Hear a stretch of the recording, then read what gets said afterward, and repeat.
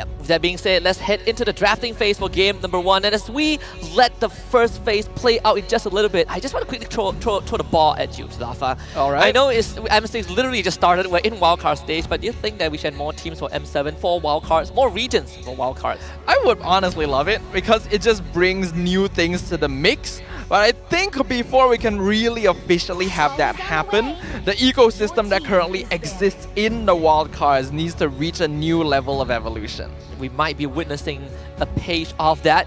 Starting with RRQ Akira, I think this is probably the first Fanny ban on that blue side, if memory serves me correct, but the Eve still makes it onto the list. Legion Esports starts taking out roamer options, the Flex Cho and the Matilda. We know that RRQ Akira is a very aggressive team, and if they have heroes that are able to easily open up the map and provide more utility in ways of entering and exiting team fights, they control things very effectively. So Matilda and Cho both fall into that archetype, and both are things that Legion will respect. There's still Zhusin and Chip left. We know that some teams are starting to let Chip through and not even touch that hero until the entire drafting phase ends. But Zhusin, so far, alongside Fanny, has still been banned 100% regardless of what situation. Legion Esports gonna let the Zhusin through, and they ban the Suyo. 100% ban rate on Zhusin in the wildcards, officially broken here on the final match of day 2. Will RRQ Akira snap it up? I feel like you have to, right? It feels like a no-brainer, but that's just how I see it. I would pick Zhusin in a heartbeat whenever she gets let through. I mean, so far there have been certain ways to deal with her, you know, like dive comps, but it takes so much resources to deal with Zhusin, and she can build a more durable build because the utility she provides is more than enough. Yeah, if you're able to put a little bit more utility into the mid lane, it could allow Takashi to go for a bit more aggressive EXP laners himself. But that is going to be up to RRQ. Do they want to go for it? They're taking the time, and they will indeed lock it in. The debut of Zhusin in the first game of this match. I'm not. Like, I have a very ominous feeling already just seeing Zhusin on RRQ Akira's side, but I trust that Legion Esports came prepared with a solution to this Zhusin. Right? You won't let her through for no reason. They respond with the Gatot Kacha and the high loss. This is interesting. It's interesting. Oh boy. While they are both very powerful opener heroes, drafting them both together instantly means that they are going to be Roman EXP. You don't know which for sure, but it means you don't have to worry about anything else, right? Yep. It's a lot of team fight control, and with no Eve around, it may be hard for RRQ Akira to match up, but I also feel like it reveals a lot from Legion very early. And not just that, they both aren't the best option into the Zhusin. You can easily take Purify, and they don't have the best gap closers aside from Gatot Kacha. But even then, once you've expanded mobility spells, Zhusin is just going to treat you like a sitting duck and ragdoll you around. So that's something that Legion Esports have to be careful of. Alpha was kind of a pick that RRQ Akira loved yesterday aside from Suyo, so they picked that up for King once more, and Luis gets Khalid. Alpha's pretty solid against tanky frontline heroes as well because of his true damage that builds up over time, so both Gatot and Hylos fall into that category. RRQ gonna be sticking to their guns. With a Gatot and Hylos as well, it seems pretty clear that Legion will want to go for a more team fight oriented front to back lineup. Okay. So RRQ may want to stick to a more skirmish style composition. See the Hayabusa out, that's one way to get to the Zhusin. If you can stick the quad shadow on her, that would be the best case scenario, and follow her around with the shadow kill. I was thinking of the Tigreal for RRQ Akira. I like that Legion Esports banned that out, but if you're RRQ Akira, you're probably looking at mid lane options. The Aurora, the Vexana would be a good option to ban out as well. If you want to go down the Valentina route, I think it would be okay too, since Hey does play that. But yesterday he did show that Vexana compared to Valentina, so I think Vexana should be coming up.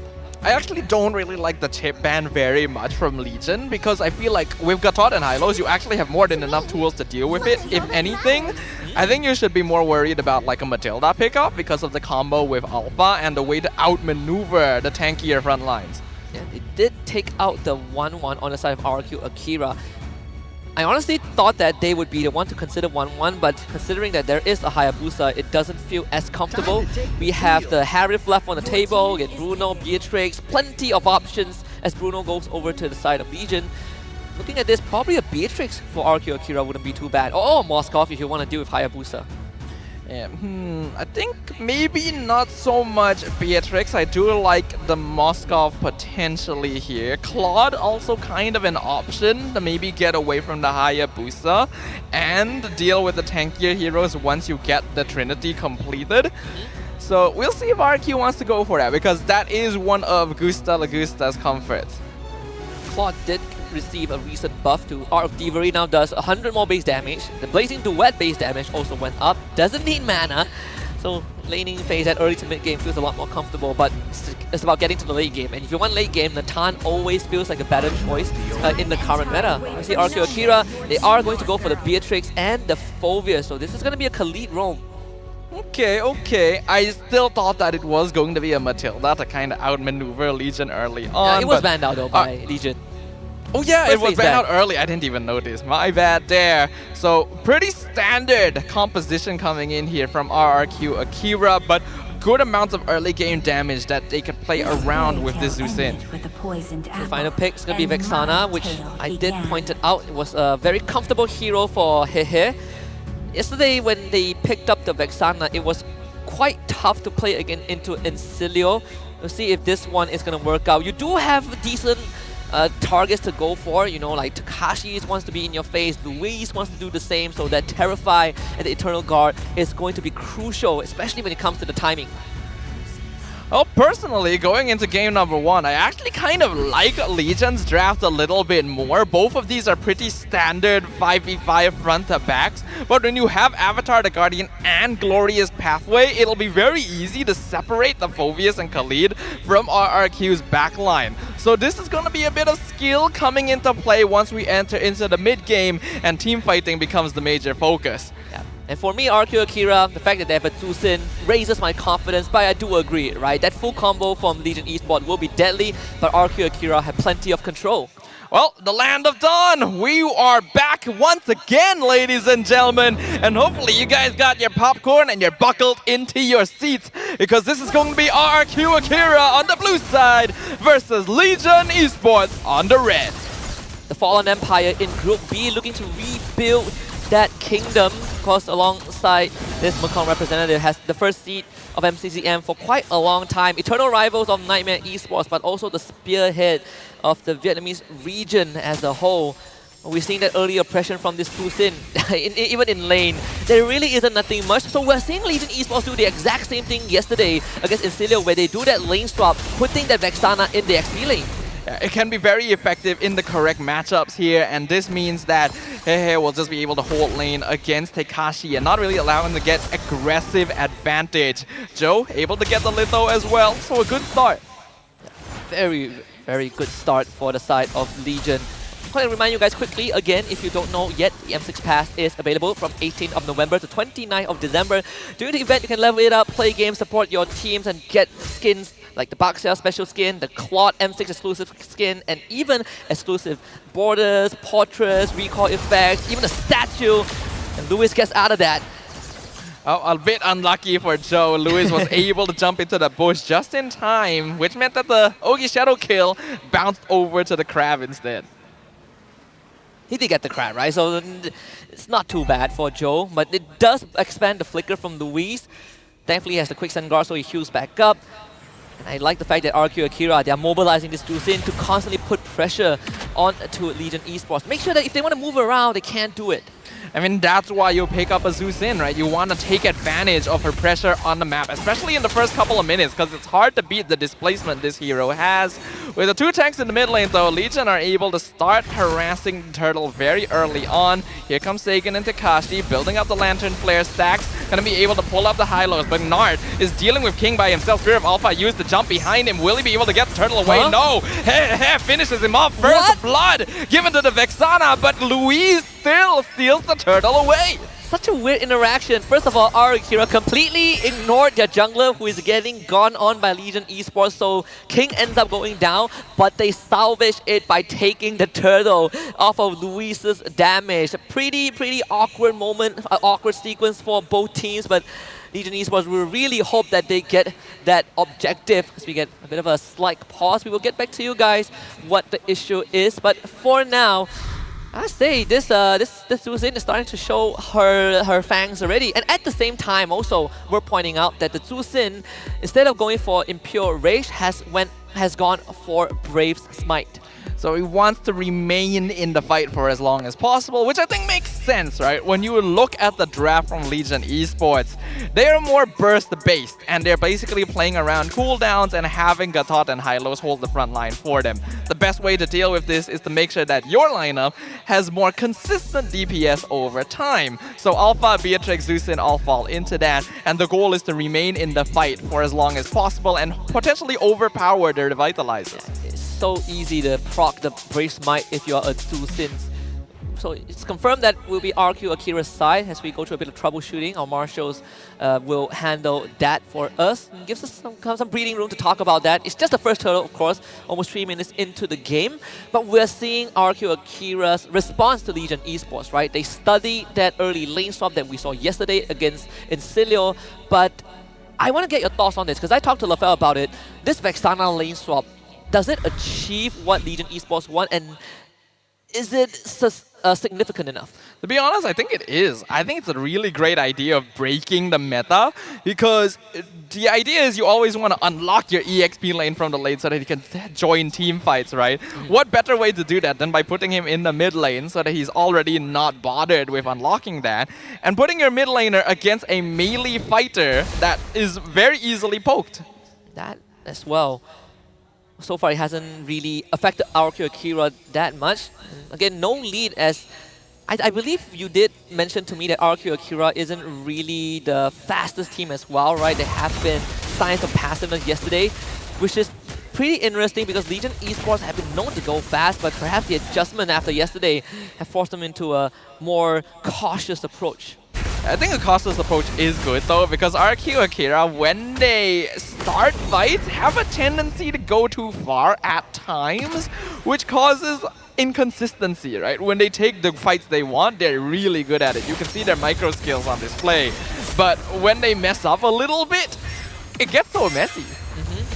Legion Esports have been doing a fantastic job of just mirroring the movements. I think a lot of that focus will definitely be on that gold laner. Joe clears out top side with this Shadow Q. He's not going to have it for the next turtle. Gusta just got the Malefic Gun. Oh, Malefic Gun First very item, early wow. on. Yeah, first item. I think that indicates that RQ Akira wants him to join fights pretty early on too. Joe's still able to get his orange buff despite King's attempts here. It's kind of set up for this turtle. Again, no Ogi Shadow Kill, something that RQ Akira needs to keep in mind.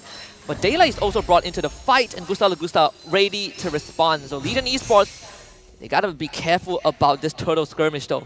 Yeah, King wasn't successful in slowing down Joe, so both junglers are at level 8 and gonna be pretty 50-50 with the turtle fight. But Legion again have more tools overall, so RQ Akira has to slow down the turtle dance a little bit more. Glorious Pathway comes out, Spear of Alpha used, but Louise gets stunned, gets knocked up, gets CC'd by everything under the sun, and Louise is just gone. Legion Esports now on top of the turtle, but 50-50. King gonna be the one to steal it away with Retribution, and Meow gonna be picked up, thrown back into King. A free kill for the Alpha, as now Takashi right on top of Gnart with a Spear of Alpha to finish him off.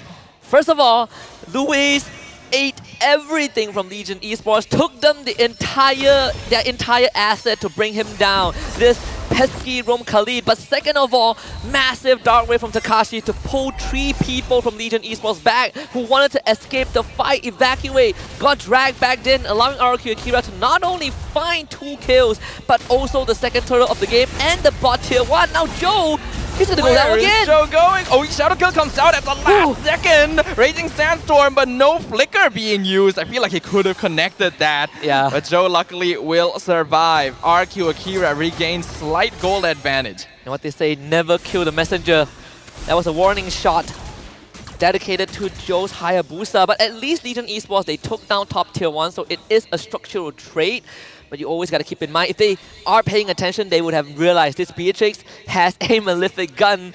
So like you said, I think RRQ Akira, they want to start early fights, and a lot of it are going to be centered around the objectives, where you have Luis and Takashi who can constantly disrupt the backline, and Sagan keeping the front line away. They recognize they need Beatrix to break down the front line. And speaking of, there they go. Exactly doing that. Finding Gennard. Oh, shadow kill. Gusta flickers away from King. Oh! But he's able to survive just barely. Luis once again not committing flicker. Joe able to walk away. But this Hayabusa not getting the kills he needs. That is so unfortunate. When he threw out his shurikens, Gusta timed the regeneration, got that extra tick to stay alive. And that is massive if you are RRQ Akira, and a big bummer for Joe. We think we can see Legion Esports, their momentum starting to slow down a little bit now that RRQ Akira looks a lot more confident to fight. 7th minute of the game, Turtle just respawned. All members of both teams already around the Turtle pit. Let's see what they can do with it. RRQ Akira should be making the call to stall this out a little bit, because Luis is still waiting for Raging Sandstorm to come back up. So to deal with the middle wave, you got Gusta, they're taking all the farm, but King is just maintaining aggro. Turtle at 30%, flicker, knockout from Takashi, but Joe still gets the Turtle anyway. Glorious Pathway slowing down RRQ Akira from jumping into the backline. Ogi Shadow Kill comes out, but it doesn't do enough damage, and that means Gusta picks up the kill on Joe. Has to flicker away from Takashi too. So Legion forced on defensive actions. Well, Takashi just single-handedly ran into the backline and forced away key members of Legion Esports. And unfortunately this time, RRQ Akira didn't get the Turtle, but it really does not matter. They got the kill onto Joe regardless, so it's still a net positive for the Latam rep. You can see how tempo has shifted. RRQ Akira are now accelerating the game since they know they are in control, and Legion, unfortunately, are not actually responding fast enough. Gustav finally got his BOD, actually doing good damage now, and Glorious Pathway used just to make sure Legion can get away from their own tier 2. You saw that, right? That one rocket. Yep. BOD and Malefic gun, first of all, gives you insane range. Turrets are not an issue, but that one blast took out almost 20% of his health bar. This is a big problem for Legion Esports now. And that's the danger of Beatrix here, and RRQ Akira knows it. They have way more consistent access to damage compared to Legion, who are very constrained by cooldowns. If they don't have their ultimates, they just simply cannot fight, whereas RRQ will always be available. So they can use that to exert pressure around the map. Shorter cooldown times, and RRQ Akira have been playing around it so well. Once more, Raging Sandstorm is going to be the key that allows RRQ Akira to start fights with Legion Esports. We did see that Malefic roll out for Joe very early as well, as he needed that extra oomph to it. But as long as Luis is around, he's just going to eat it up. Yeah, another Ogi Shadow kill. Literally tickles RRQ Akira. Not too sure what the goal was there. Would have been better used to clear a wave instead. And RRQ Akira is just going to continue doing what they're doing. This is a Lord fight. And if it goes any way, just like the Turtle fight early on, RRQ Akira is just going to play with the timing. Have Takashi go to the back. Flicker out from Hey. Not good at all. RRQ Akira looking to be in very strong spot. Takashi already jumping in, zoning out again in the mid lane. Vexana not able to get close. Jumping in again. Daylight doesn't do enough damage, but Takashi finally has to flicker away after being knocked up with the Eternal Guard. A lot of cooldowns being used. Joe jumping in again, but the Ogi Shadow kill fully soaked. Raging Sandstorm defensively to get away from the Glorious Pathway, and Avatar the Guardian even wasted from Legion Esports, all without achieving anything, and Gusta nearly snipes down Daylight, lands the Renner's Apathy, not able to get the taunt. Here comes Joe again, but he gets knocked up, stunned instantly. That's the jungler of Legion gone. Takashi doing so much damage because Legion are grouped up under the Revitalize, and they've taken out 2 double kill for Gusta Lagusta. Oh my goodness, Joe really wanted to make a play happen, but Phobia's passive just bonks you in the head with that big totem, and RRQ Akira finds the objective, the first Lord of the game, finally after a drawn-out dance. Legion Esports got to go back to the drawing board. They had the right idea. The dragged-out fight would benefit them but they have to always remember it's a push and pull. Legion Esports got impatient and paid the price. Gusta Lagusta just got Blade of Heptases as well, so fully intending to target the squishier members of Legion. Game slowly slipping out of their hands as RRQ Akira, they're just so good at making a 5v5 look like 5 individual 1v1s. It does seem so. Even Takashi has been doing the same thing over and over again. Just hop to the back, zone out the Vexana, zone out the Bruno, and there really wasn't much that Legion could do aside from forcing out his flicker. Malefic gun just got purchased by Daylight, so the extra range to match up with what RRQ Akira has. Yeah, Legion in a tough spot now. Their utility should allow them to be the ones controlling team fights and splitting up RRQ Akira, but now with a 5k gold lead, even if they do that, it's unlikely that they'll be able to pick anyone off. Joe hasn't even been able to go for Skypiercer as the Hayabusa still 0 kills. I think Sagan was building components either for Holy Crystal or Blood Wings, but pivoted to a Winter Crown, which is going to allow RRQ Akira to have an extra layer of utility. The survivability for Tusin matters so much. A push on the top side. Glorious Pathway just to make sure RQ doesn't engage, and all they have to do is wait until the minion wave connects and the Glorious Pathway is gone. Legion, at the very least, able to defend their inhibitor. Not too much damage to worry about for now. Honestly, it doesn't feel good when you use everything and barely take the hell bar. Takashi though, punish.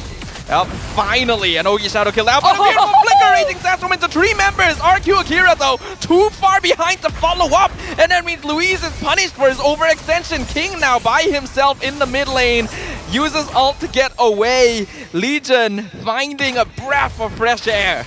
Get him! Come on.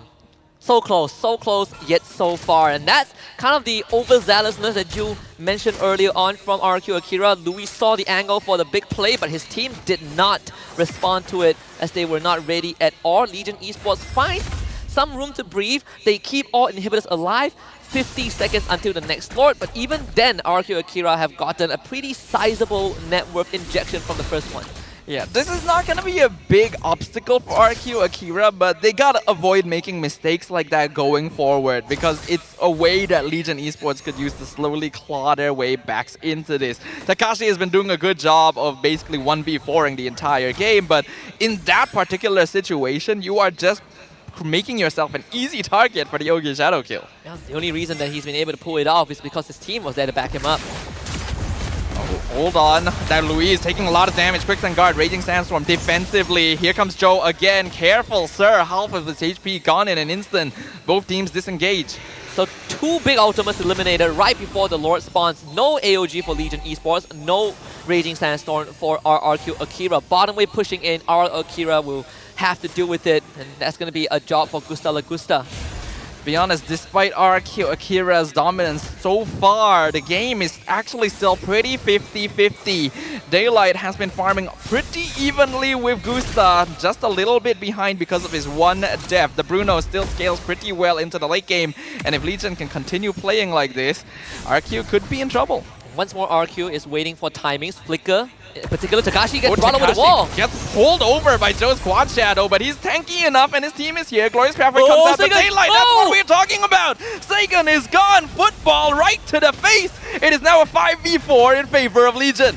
Malefic gun is so good. That extra range, so deceptive. Fear of Alpha connects on Daylight, but Wind of Nature comes out, killing spree for the Bruno. A flicker, Raging Sandstorm once again, but you're missing your DPS. Double kill for the Bruno. The RQ Akira making mistakes, prolonging fights where they don't need to. Why is RQ Akira fighting that? You should not be fighting. You should be keeping your resources for a potential push. Legion Esports, they're going to turn onto the Lord. Surely, there's no way to contest this. King isn't even back for another 15 seconds. Conceal, they want hair, but a Terrify instantly puts a stop to their plans. And Joe gets the Lord. The game is instantly reversed. This is what we were worried about for RRQ. It all started with a bit of an interesting interaction with Takashi. He might be the master of following mobile heroes, but he certainly has no control over that passive that gets brought over the wall. But the fact that RQ Akira committed to a fight after losing Sagan and I think Luis is a big red flag. Sagan and King, excuse me. The fact that Luis went for the counter engage, committed a flicker just for the Raging Sandstorm like the previous one in front of Legion's base. It's a massive, massive blunder. It jumped the gun way too much. They already lost Sagan and King, like you mentioned. And when Luis jumped in, Gustav wasn't even close enough to follow up on it. So again, disconnect there. The player is playing too fast, a little bit too hyper to try and make up for their mistakes. Glorious pathway now to escort the Lord down. Bottom inhibitor gone. AOG lands in the center. Raging Sandstorm defensively. Sagan gone to Joe's Ogi Shadow Kill, who almost finds Gustav too. He has to use his Wind of Nature just to survive. And now Legion are officially in the driver's seat. And Legion Esports fired up after yesterday's loss. We talk about this team liking to play that fast game, and they finally found that moment to step on the pedal. Once again, going in, Nimid inhibitor this time, but the minion wave is cleared up, and they're not close enough to follow on top either. So RRQ will keep mid and top inhibs alive, but for how long? I know we say that this all happened because of a blunder from RRQ Akira, but one small detail was also the fact that Legion Esports didn't lose that top inhibitor to that pesky cannon minion, which got retributed by Joe, because that would have allowed RRQ Akira to set up a pretty good wave before they contest that second Lord on the bot side. Legion Esports have completely swung that goal into their advantage. I believe it's almost a 5k goal swing. Yeah, it's even now, and that means Legion looking a lot more comfortable, since that means they'll be able to survive longer and go for more efficient fights. Even Joe now starting to become effective, even after being rendered completely inexistent for most of the game. Oh, letting that Deucin through and beating it after almost entire world not daring to let it happen. And even with the right idea, right, Malefic Gun, you outrange the Deucin to a certain extent. Daylight chasing her down every single time she is spotted. And to make it even better, the next Lord is going to spawn on the top side, and RRQ Akira are missing a bottom inhibitor. Yeah, things are looking tough, but again, the game is actually pretty 50-50. A single team fight could determine things for either side, and that means positioning becomes that much more crucial. You cannot jump the gun anymore. Every decision has to be made with impetus in mind. This is one of the hurdles that Legion Esports tripped over yesterday against Instilio. They had an inhibitor lead, they had Lord control, but they could not close out the game. Let's see if that adjustment that they have made since yesterday is going to pay off. This Lord fight is pivotal. Daylight dropping Lord to 50, but probably will reset it now that RRQ Akira are walking forward again. A very good way of winning this out is baiting RRQ Akira into them, which has worked so far. They will find Luis isolated. Ogi Shadow Kill on him. Quicksand Guard comes out. Raging Sandstorm. He will escape, and that's a lot of cooldowns used by Legion Esports. They're gonna pull Meow back. Revitalize comes out. Eternal Guard and Avatar the Guardian misses, but Daylight almost takes out Gusta Lagusta. He's still chasing them down. All of RRQ Akira is so low. Unstoppable streak for Daylight on the Bruno. Gusta Lagusta now trapped outside, and the bouncing balls is doing so much damage. Double kill, Wind of Nature, triple kill for Daylight on Legion Esports. Daylight is the true assassin from Legion Esports, comes in from the flank with a sliding tackle and absolutely broke the ankles of RRQ Akira, taking out two crucial members. Hehe shows up with a flicker, terrified. Legion Esports looking to take game one. Yep, the crystal's wide open, Spear of Alpha finds two, beautifully played. Winter Crown comes out to keep him alive. Gusta Lagusta trying to clear the minion wave, gets a mega kill, but the crystal is still wide open. There's no minions left! They're still alive, they're still living, but they just blow up. A double kill shut down from here! And with that, Legion Esports will turn things around and claim game one against RRQ Akira. What a victory in game number one for Legion Esports, keeping the hopes and dreams of the entire Mekong region alive in this wildcard group stage, taking down the fallen kings of RRQ Akira. What started out as a dominant early to mid game went straight down the drain when RRQ Akira got too trigger happy and ended up botching their own lead. What a comeback, right? Composure from Legion. Bad habits die hard, unfortunately, and this is something that RRQ Akira has done time and time again. Trigger happy, definitely the right term to refer to this, as they had such a big lead. They were doing such a good job of controlling the map against a team that should be hard to team fight into. But one too many mistakes, one too many kills that should not have been given away gave Legion the room they finally needed. Yeah, it's very, very unfortunate if you're RRQ Akira, because letting such a game slip away is not going to feel good. We talk about Legion Esports needing to go back to the drawing board at one point of the game where they were getting ran down. I think now you have to switch that mindset over to RRQ Akira. They have to go back to square one. Yeah, gold laners are still always going to be a threat, and the reason why Bruno has been rising so much in popularity is not just because of his early game pressure, but how well he scales into the late game too. With that malefic gun, he can reach so far, do so much. He was chasing down RRQ Akira by himself at the end of that game. He's chasing down Takashi, he was chasing down Sagan, he was like, Luis, you got quick stand guard, but I'm gonna blow right through your defenses if you give me enough time. And it's just such a good composure, such good recovery from Legion Esports, and all it took was RRQ Akira to give them that one moment. A single moment. That's how games can be determined nowadays. The meta has shifted so quickly to an aggressive style that once you let go of the pedal, you are giving opportunities. And Legion Esports were very quick to respond to those opportunities. I think Daylight definitely deserving the spotlight here for being the carry in that end game. Yeah, and throughout the entire game, Daylight only went down once, right? Almost a perfect game, a perfect KD for his Bruno. He did have a slightly hard time in the early game when Gusta decided that, you know what, I'm gonna go for Malefic Gun into BOD, into Blade of Hestasys. Gave Daylight a bit of a problem, but overall still Daylight came out on top once he hit that item spike. The RRQ Akira, they're an aggressive team. We know they're very good at isolated team fights. They're very good at holding their own and being independent, and they have confidence in this kind of playstyle, but it also means they may take things a bit too far and try to take matters into their own hands when you need the team around you. Now that we've seen that Zusin get let through and at the same time beaten by honestly a very unlikely matchup, a very unlikely matchup between the teams itself, I find it pretty interesting. I wonder if more teams would also kind of start looking into this as a reference. And by the way, I just want to give a quick shout out, this time not to Beyonce, to our content team, because you know, this 7-1 KD for Bruno is also a reference to how Brazil kind of lost to, you know, one of their World Cup matches. I'm putting it out there. Oh my! I didn't want to take this jab, but I'm pressured to do it. You know, my career is on the line. I see you. Like it's too perfect, right? There's a 7-1 on Daylight. Here's the reason that RRQ Akira lost. It is very low-hanging fruit. I will give you that one. Well, not me. I have to thank the back end team. I'll give you guys that one. Moving on, we are seeing, like you said, the marksman is still the cornerstone for every single team, and it's reflected in the damage dealt alone. Gusta still deals the most damage, and then followed by Daylight. I also really like Legion's idea of swapping the EXP and mid lane at the start of the game, right? You would think that having two tanky frontliners against a Zusin is a bad idea, but really they're not gonna be threatened even if they are pulled back at level 1, so they're fine there, and they're able to go assist EXP or gold lane very easily, right? He is not really in any threat as well. In fact, he actually threatens Takashi since he can poke him from further away and keep him in lane without having to do as much. Yeah, absolutely.